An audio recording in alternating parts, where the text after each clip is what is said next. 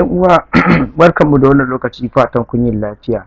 Shi dai wannan Plus500 platform ne mai kyau wanda suke biya instantly, suke biyan kuɗi ba wani jira. Kai tsaye ku biyo mu don ganin yadda za mu yi rijista a kan shi wannan Plus500.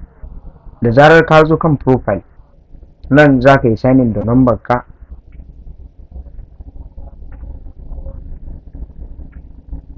A daidai wannan lokaci za ka yi creating password. To mun yi creating password already, za mu register.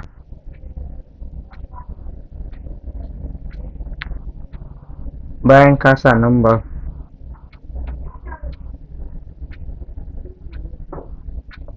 haka sa password.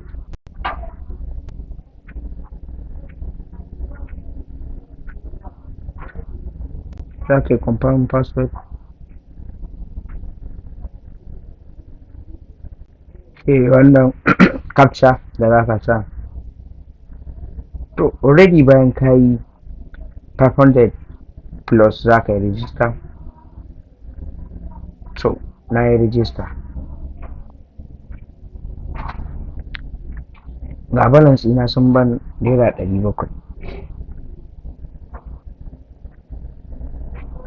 Bayan an baka wannan 700 ga ta nan instantly, za ka zo akwai gurin depositing nan gurin ranch, za ka shiga buy coins.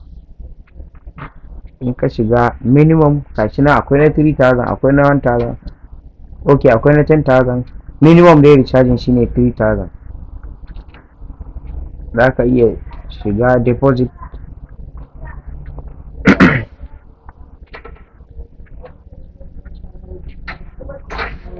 Ga yadda tsarin shi yake.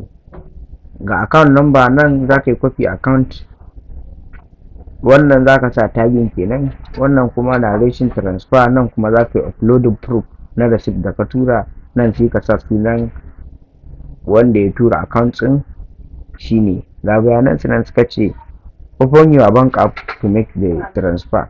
Ka buɗe mobile app ɗinka na wayarka don ka yi transfer, sannan ka copy account receipt wanda yake a kai pasting a nan. Sai na biyu ka kwafo narration sunan da kai amfani da shi wanda ya dangance ka, sai kai pasting a nan. Sai na uku kuma suka ce ka uploading screenshot na transfer da kai. Sai kuma na hudu ka sa sunan wanda ka tura, kamar kai kenan, ni a matsayina zan sa T-Smart Tech wanda na tura kenan a nan, T-Smart Tech.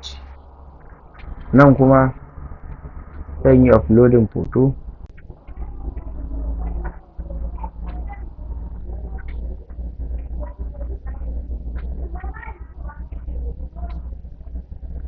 Misali kamar haka kenan. Kamar haka kun ga na yi uploading hoto. Sai nan narration kenan.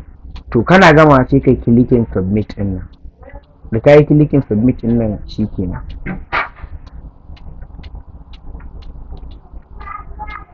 Baya ga haka, shi wannan Plus500 din site ne mai kyau, suna biya kuma minimum withdraw din su naira 1000 ne kacal. Mun gode da kallon wannan bidiyon namu. Sannan akwai referral bonus kuma da za ka iya yi. Duk wanda kai inviting za ka ga suna sa maka reward ɗinsa in dai ya yi register.